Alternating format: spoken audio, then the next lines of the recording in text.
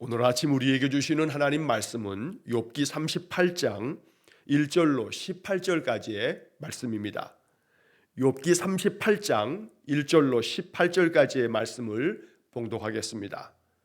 그때 여호와께서 폭풍우 가운데에서 욥에게 말씀하여 이르시되 무지한 말로 생각을 어둡게 하는 자가 누구냐?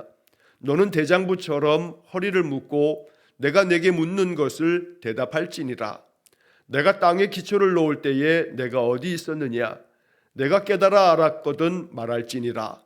누가 그것의 도량법을 정하였는지, 누가 그 줄을 그것의 위에 띄었는지 내가 아느냐? 그것의 주추는 무엇 위에 세웠으며 그 모퉁이 돌을 누가 놓았느냐? 그때의 새벽 별들이 기뻐 노래하며 하나님의 아들들이 다 기뻐 소리를 질렀느니라. 바다가 그 모태에서 터져 나올 때에 문으로 그것을 가둔 자가 누구냐? 그때에 내가 구름으로 그 옷을 만들고 흑암으로 그 강보를 만들고 한계를 정하여 문빗장을 지르고 이르기를 내가 여기까지 오고 더 넘어가지 못하리니 내 높은 파도가 여기서 그칠지니라 하였노라. 내가 너의 날에 아침에게 명령하였느냐?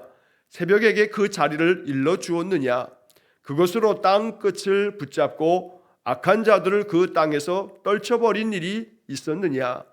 땅이 변하여 진흙에 인친 것 같이 되었고 그들은 옷같이 나타나되 악인에게는 그 빛이 차단되고 그들의 높이 든 팔이 꺾이느니라. 내가 바다의 샘에 들어갔었느냐? 깊은 물 밑으로 걸어 다녀 보았느냐? 사망의 문이 내게 나타났느냐? 사망의 그늘진 문을 내가 보았느냐? 땅의 너비를 내가 측량할 수 있느냐? 내가 그 모든 것들을 다 알거든 말할지니라. 아멘. 자, 오늘 38장의 말씀을 우리가 읽게 되는데 이 38장은 1절부터 41절까지 아주 길게 되어 있습니다. 이 38장부터 이어지는 41장까지가 하나님께서 이제 욥에게 말씀하시는 하나님의 말씀들이 쭉 이어지게 됩니다. 자, 이제 우리가 이 욥기를 42장까지의 내용 중에 거의 이제 마지막 부분을 읽게 되는 것입니다. 자, 욥기의 전체적인 구조에 대해서 제가 몇 차례 말씀을 드렸습니다. 1장과 2장에서 저 하나님 나라 천상에서 회의가 있어서 하나님께서 욥을 그 의로움을 인정해 주시는 이야기들을 우리가 살펴봤습니다. 그러나 그곳에 있었던 사탄은 하나님께서 욥을 다 지켜주셨고 울타리가 되어주셨기 때문이 아니냐 이러면서 이제 욥에게 하나님께서는 그의 모든 소유물과 10자식이 다 죽는 그런 재난을 비롯해서 욥의 육신에도 아주 몹쓸 종기가 발바닥에서 정수리까지, 그래서 그 고통 가운데 욥은 너무나 처참한 그런 삶으로 전락하고 맙니다. 그래서 3장에서 욥의 탄식에 자기의 생일을 저주하는 이야기들이 나오면서 이 욥의 그 재난 가운데 빠져있는 삶을 위로해 주기 위해서 욥의 세 친구가 찾아오게 됩니다. 4장서부터 31장까지 이 욥의 세 친구 사이에 욥과의 세 차례에 걸친 논쟁이 계속이 진행이 되고, 그리고 32장부터 37장까지 엘리후가 그곳에 이제 그 이야기에 동참하며 엘리후의 주장이 쭉 이어지게 됩니다. 자, 그래서 우리가 어제까지 32장에서 37장까지 엘리후의 이야기를 쭉 살펴보았고, 그리고 이제 오늘서부터 38장부터 41장까지는 하나님의 말씀이 쭉 이어지고, 그리고 41장쯤 가서 욥이 몇 마디 대답을 하지만 하나님의 말씀 앞에 욥은 그 어떤 말로도 자신의 그 대답을 내놓을 수가 없습니다. 그래서 하나님께서 하나님의 뜻을 하나님께서 이 욥과 그 친구들에게 마치 하나님이 답변하시듯이 하나님은 욥에게 모든 말씀들을 들려주시면서, 그리고 마지막 42장에서 하나님이 욥의 모든 삶을 회복시켜 주시는 그런 이야기로 욥기가 끝나게 됩니다. 자, 이 38장이 41절까지 길게 되어져 있기 때문에 우리가 이제 한 2, 3일에 걸쳐서 이 38장을 읽게 되는데, 욥은 끊임없이 마음 가운데 하나님께서 까닭 없이 나를 이렇게 고통스럽게 만들었다. 나의 이 모든 재난은 그 친구들처럼 죄를 지었기 때문에, 악하게 살았기 때문에 하나님이 심판하시는 거라라고 하는 것을 욥이 받아들일 수가 없었습니다. 비록 내가 완전한 의인이라고 주장할 수는 없지만, 그러나 세상에 많은 그런 죄악된 삶을 살아가는 그 사람들과 견주어 볼 때에도 나는 이런 정도의 재난을 받을 만큼 그렇게 악하게 살지 않았노라고 욥은 계속해서 항변을 했습니다.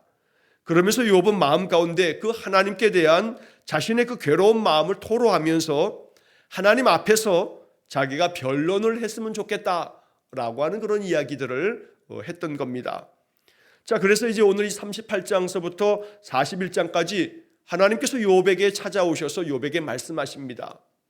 욥이 13장 3절 말씀에서 원했던 것처럼 내가 하나님 앞에서 변론했으면 좋겠다 하는 그런 욥의 소망대로 하나님이 욥 앞에 찾아오셔서 말씀해 주시는 겁니다. 당연히 욥도 하나님의 말씀 앞에서 자신이 지금까지 계속해서 괴로워했던, 또 더러는 원망하며 하나님 앞에서 참으로 탄식했던 이야기들을 거침없이 하나님 앞에 쏟아냈어야 하는데, 욥이 하나님의 말씀을 들으면서 한마디도 제대로 답변할 수 있는 것이 없었던 겁니다.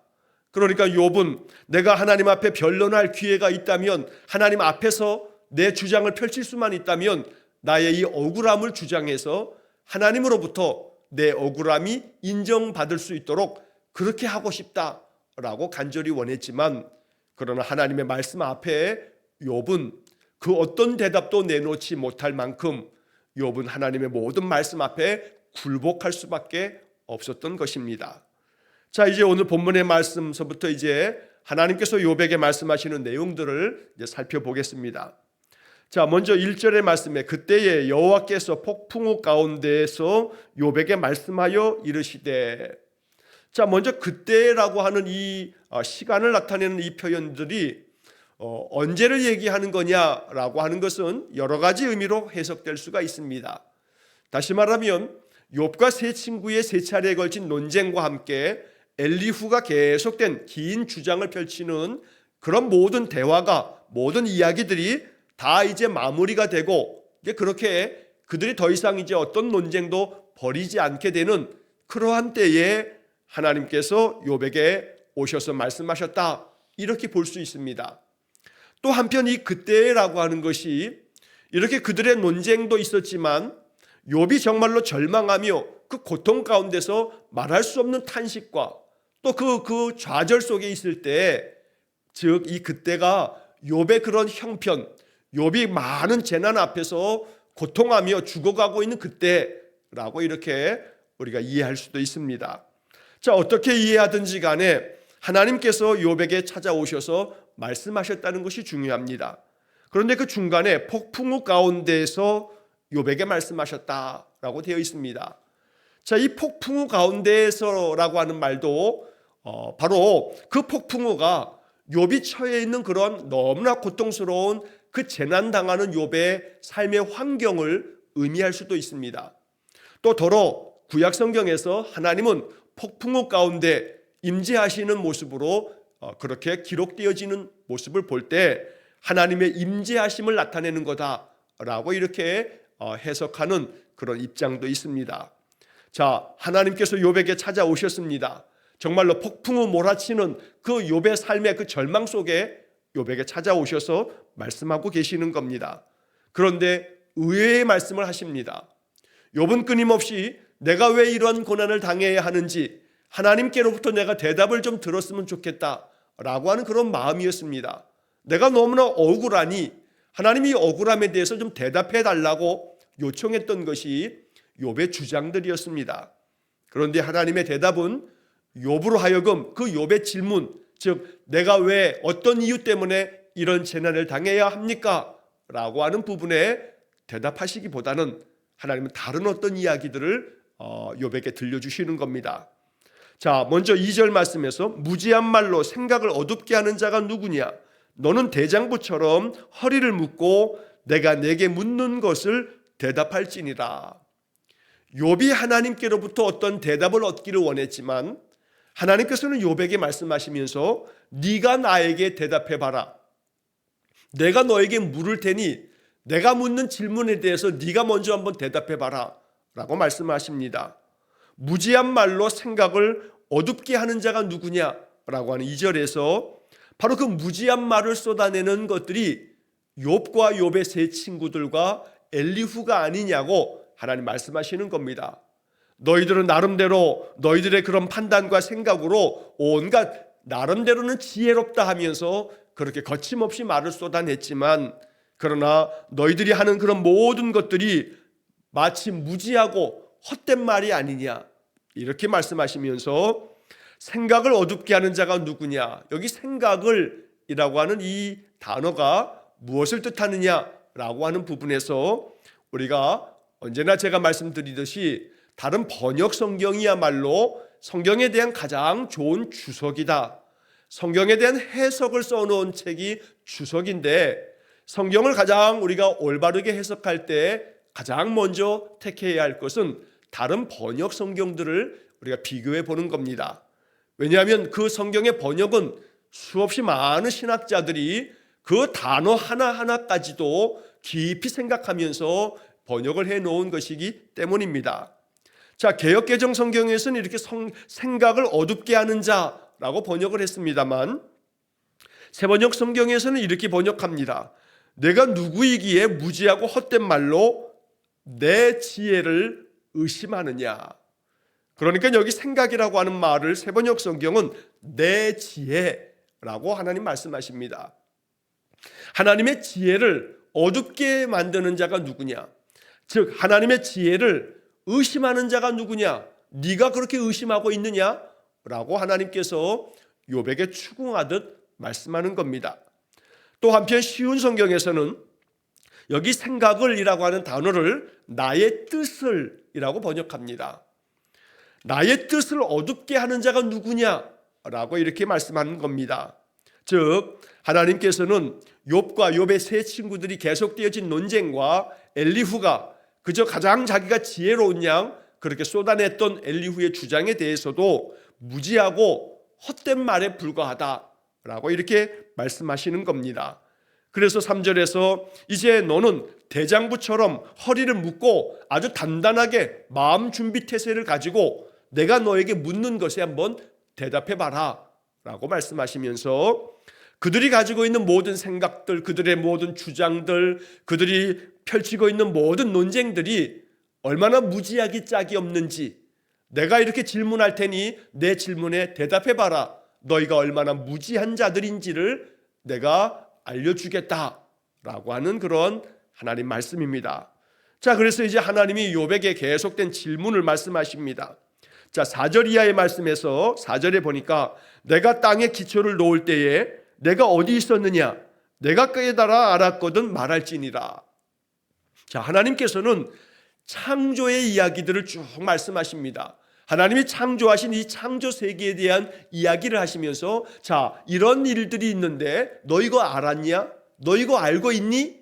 라고 계속해서 묻고 계시는 겁니다. 당연히 욥이 알 턱이 없습니다. 뭐 욥뿐만 아니라 욥의 세 친구들도 엘리후도 하나님께서 물으시는 이 질문에 대해서 대답할 자가 없습니다. 왜냐하면 하나님께서 이 세상에 땅의 기초를 만드실 때에 너 어디 있었냐? 당연히 하나님이 세상을 만드실 때 욥은 존재하지 않았습니다. 그러니 당연히 그것을 깨달아 알 턱이 없습니다. 땅에 기초를 놓을 때에 자, 너 어디 있었는지 너 알고 있니? 너 깨달아 알고 있었다면 한번 나에게 한번 말해봐라. 너 어디 있었니? 결코 그 어떤 피조물도 하나님이 세상을 창조하실 때 그 자리에 있었던 이가 없습니다. 하나님이 세상을 어떻게 만드셨는지 아는 이가 없습니다. 우리는 온 세상에서 살고 있으나 이 우리가 살고 있는 이 모든 세상, 이 만들어진 이 피조 세상이 어떻게 만들어졌는지에 대해서 아는 이가 없습니다. 이 하나님이 만드신 온 세상 속에 살고 있지만 정작 우리는 아는 바가 없다. 무지하고 헛된 말을 너희가 계속 쏟아내고 있을 뿐이다 라고 하나님 말씀하시는 겁니다. 자, 5절 말씀에 누가 그것의 도량법을 정하였는지 누가 그 줄을 그것의 위에 띄었는지 내가 아느냐. 자, 여기 이 5절 말씀에 대해서 세번역 성경은 앞부분에 이렇게 번역합니다. 누가 이 땅을 설계하였는지 너는 아느냐. 여기 개역개정 성경에 도량법이라고 말하고 있는데, 도량이라고 하는 것은 길이와 부피를 뜻하는 말입니다. 그러니까 길이와 부피를 재는 것들, 도량형 그러면 뭐 미터, 킬로미터 아니면 센티미터, 또 혹은 그람, 킬로그램 이런 것처럼 무게나 길이나 아니면 부피를 재는 그런 단위들을 도량형, 도량이라고 말하는데, 이런 모든 세상의 것들을 하나님 만드실 때에 누가 그것의 도량법을 정했느냐라고 하는 것은 누가 이 세상 모든 만드는 것들을 누가 설계했느냐, 누가 그 길이와 또 그 부피와 그 넓이를 다 측량을 해서 누가 이렇게 만들었느냐라고 묻는 겁니다. 누가 그 줄을 그것의 위에 띄었는지 내가 아느냐. 건물을 지을 때 건물이 바르게 잘 서도록 하기 위해서 그저 줄로 재기도 하고 또 그 도량형에 그 맞게끔 모든 설계대로 하나씩 하나씩 다 만들어 가는 건데, 이렇게 줄로 모든 것들을 다 재고 이것이 삐뚤어졌지는 않는지 올바르게 잘 균형을 이루고 있는지 이런 모든 것들을 다 헤아려서 만든 자가 누구냐? 너 그거 아느냐? 이 세상 모든 것들이 이렇게 질서정연하게 아주 오묘하게 운행되어지고 있는데, 이 모든 것들을 누가 정하였고 누가 만들었는지 너 아느냐? 라고 묻습니다. 당연히 아는 바가 없습니다. 그러니 무지한 말로 하나님의 그 뜻을, 하나님의 지혜를 의심하느냐 네가? 라고 이렇게 2절에서 하나님 말씀하고 계시는 겁니다. 아무것도 모르면서, 아는 바가 없으면서 하나님의 뜻이 이렇다 저렇다, 하나님의 지혜가 이런 것이라 라고 주장하는 너희들의 주장이야말로 얼마나 무지한 말이냐 라고 이렇게 하나님 말씀하시는 겁니다.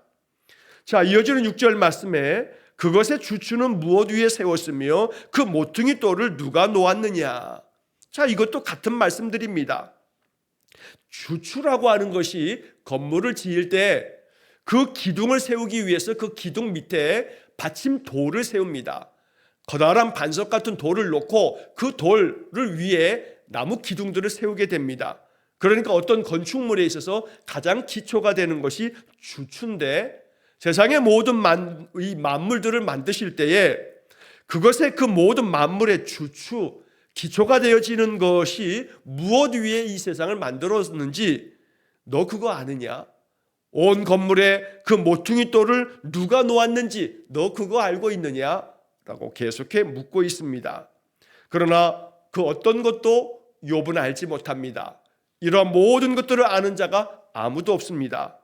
그래서 이제 7절 말씀에 그때에, 즉 하나님께서 땅의 기초를 놓으시면서 이 세상의 모든 것들을 질서 있게 하나님이 정하셔서 이 모든 것들을 세우실 때에 새벽별들이 기뻐 노래했다. 하나님의 아들들이 다 기뻐 소리 질렀다 라고 말씀합니다.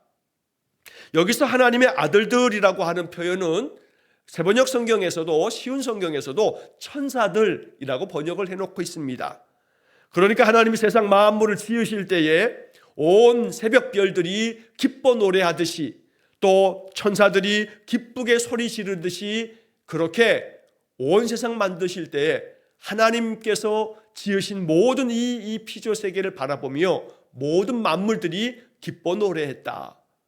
자, 욥기는 거의 대부분이 운문이라고 하는 형식, 즉 시로 만들어진 겁니다. 우리가 내용들을 쭉 읽다 보면 이게 시가 아니라 산문처럼 보여집니다만, 사실은 이건 다 거의 대부분 모든 이야기가 1장, 2장에서 펼쳐지는 이야기를 제외하고는 모든 것들이 다 시로 되어져 있는 겁니다. 자, 그러다 보니 하나하나의 표현들이 시적인 표현이 되어지고 있는 겁니다. 새벽벌들이 기뻐 노래하고 저 하늘의 천사들이 기쁘게 소리 지를 만큼 하나님이 이 세상을 창조하실 때에, 땅에 기초를 놓으시면서 이 모든 만물을 지으실 때에 이 모든 것들을 기뻐했던 이 놀라운 영광을 너 알고 있느냐?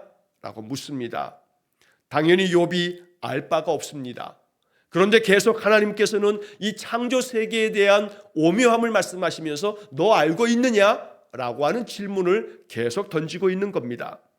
자, 이어서 8절 말씀에서 바다가 그 모태에서 터져 나올 때에 문으로 그것을 가둔 자가 누구냐? 자, 이러한 시적 표현도 이 8절 말씀은 쉬운 성경으로 우리가 읽으면 좀 더 이해하기가 쉽습니다. 자, 쉬운 성경은 이렇게 번역합니다. 바닷물이 태를 열고 나오는 아기처럼 넘쳐 흐를 때 바다가 넘치지 못하도록 한계를 정해놓은 자가 누구냐라고 묻는 겁니다. 바다가 처음 생겨질 때 마치 어머니의 태에서 아기가 태어나는 것처럼 바닷물이 처음 생겨나서 넘쳐 흐를 때에 그 바닷물이 이 땅에 넘치지 못하도록 그 바닷물의 한계를 정해놓은 분, 누가 이 한계를 정해놓았느냐? 그래서 저 바다가 이 땅을 뒤덮지 못하도록 그 바다는 바다의 그 자리에서만 딱 머물게 만든 것이 누구냐고 묻는 겁니다. 자, 9절부터 11절까지 이어지는 말 속에는 자, 이러이러한 것들은 내가 한 거다, 내가 한 거다. 하나님 계속해서 이 모든 것들이 내가 한 일이다 라고 하는 주장을 펼치십니다. 자, 9절에 그때에 내가 구름으로 그 옷을 만들고 흑암으로 그 강보를 만들고 한계를 정하여 문빗장을 지르고 이르기를 내가 여기까지 오고 더 넘어가지 못하리니 내 높은 파도가 여기서 그칠지니라 하였노라. 자, 이 9절 말씀부터 11절까지는 세번역 성경으로 제가 다시 한번 읽어드리겠습니다. 구름으로 바다를 덮고 흑암으로 바다를 감싼 것은 바로 나다.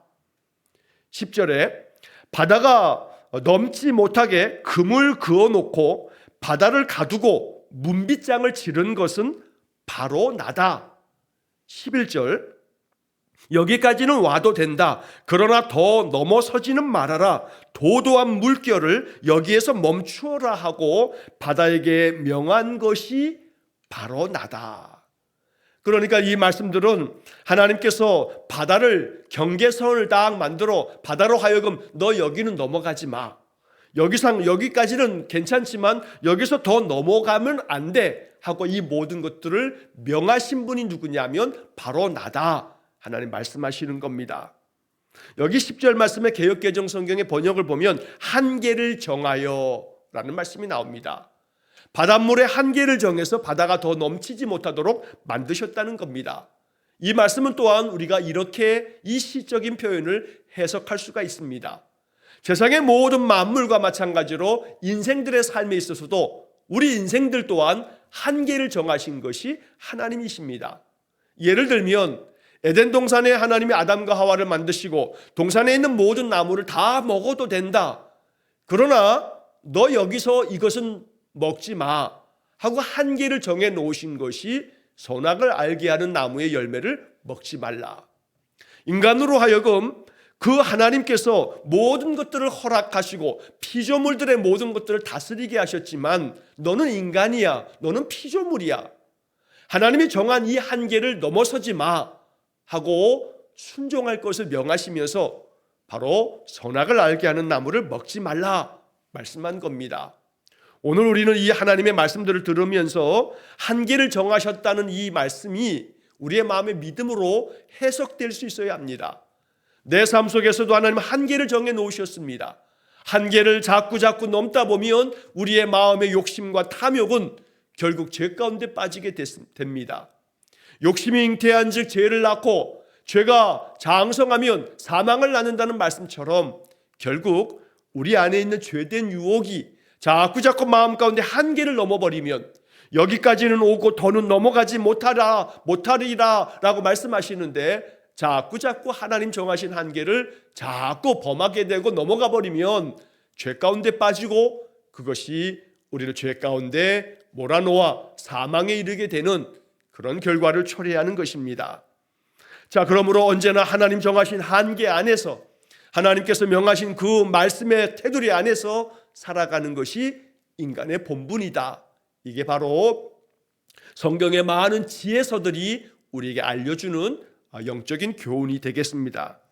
자, 12절 이하의 말씀에서도 하나님께서 빛을 밝혀주시는데 이 빛을 통해서 하나님께서 모든 것들을 다 밝혀주시는 이것들을 너 알고 있느냐? 네가 이렇게 했느냐? 라고 묻는 겁니다.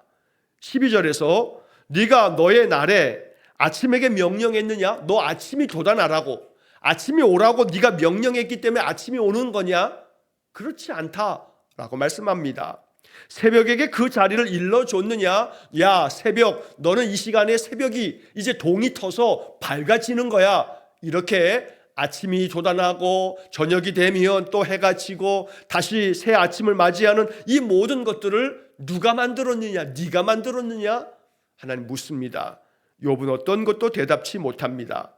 13절에 그것으로 땅 끝을 붙잡고 악한 자들을 그 땅에서 떨쳐버린 일이 있었느냐?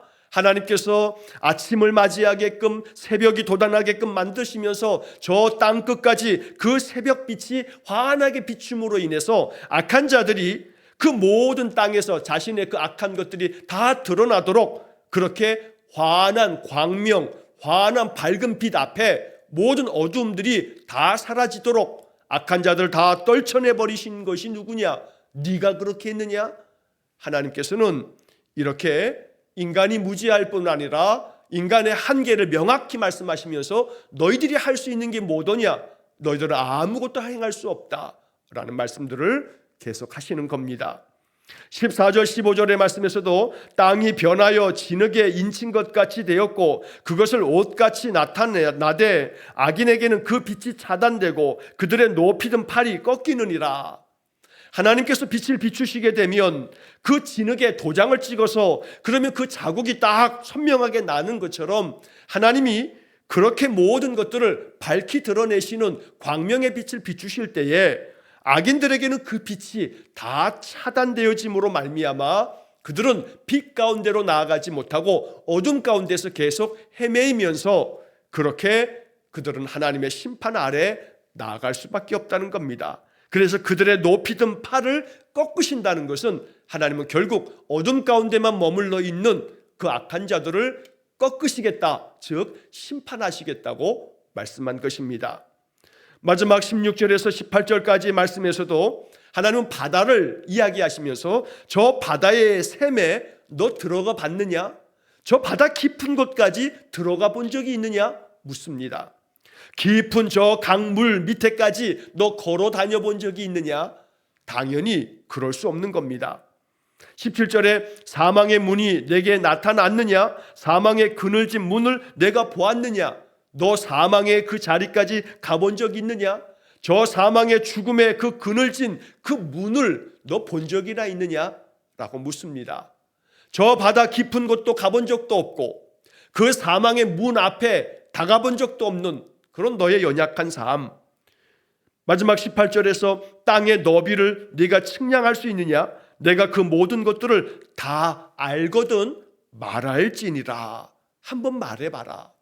이 모든 것들을 안다면 너 한번 말해봐라. 땅의 그 넓이를 네가 알고 있느냐? 다 측량할 수 있겠느냐? 아무것도 할 수 있는 게 없는 겁니다. 세상이 얼마나 큰지 짐작이나 할 수 있느냐? 이 모든 것들을 네가 알고 있다면 어디 한번 대답해봐라. 너 이야기 한번 들어보자. 하나님 말씀하시는 겁니다. 결국 욥은 이런 하나님의 계속되는 질문 앞에서 욥은 한마디도 대답할 말이 없었던 겁니다. 자, 왜 하나님은 이러한 말씀들을 하고 계시는가? 즉, 욥은 계속해서 물었습니다. 하나님, 내가 왜 이런 재난을 당해야 합니까? 왜 내가 이렇게 하나님 앞에서 온전하게 하나님 경외하며 살았는데 까닭없이 이 극심한 재난을 당하는 이유가 뭡니까? 라고 묻습니다. 이유를 알고 싶었지만 하나님은 이러이러한 것 때문이야 라고 이유에 대한 직접적인 대답을 하시지 않습니다. 오히려 욥에게 대답하시는 것은 하나님의 그 모든 창조의 과정과 창조의 이야기를 들려주시면서 너 이거 알고 있었냐? 이러한 모든 것들을 만들 때 너 그 자리에 있었냐? 네가 이러한 모든 것들에 대해서 알고 있는 바가 있다면 나에게 한번 대답해봐라 라고 하나님 묻습니다. 여기서 하나님의 의도는 결국 인간이 알 수 있는 게 아무것도 없음을 말씀하고 있는 겁니다. 왜 이렇게 말씀하시느냐 하면 결국 하나님은 우리 인생들 가운데에는 우리가 인생을 살아갈 때 예기치 않게 당하는 재난들이 왜 이러한 재난이 찾아오는지 우리는 알지 못합니다. 즉 하나님께서 이 세상을 만드실 때 세상의 창조의 모든 것들을 우리가 알 수 없듯이 우리가 인생 가운데 만나는 재난도 그 말할 수 없는 시련과 고통도 왜 이런 일들이 만들어지는지 우리는 알지 못합니다. 다만 한 가지, 하나님은 그 모든 피조와 세계, 모든 창조 세계를 만드시면서 아까 우리가 2절에서 말씀한 것처럼 내 생각을 어둡게 하는 자가 누구냐라고 하는 그 질문 속에 우리는 하나의 중요한 힌트를 얻게 되는 겁니다. 무지한 말로 하나님의 그 뜻을 어둡게 만드는 자가 누구냐? 나의 지혜를 의심하는 자가 누구냐라고 묻고 있는 겁니다. 하나님의 지혜, 하나님의 뜻, 하나님의 생각을 무지한 말로, 헛된 말로 어둡게 하는 자가 누구냐?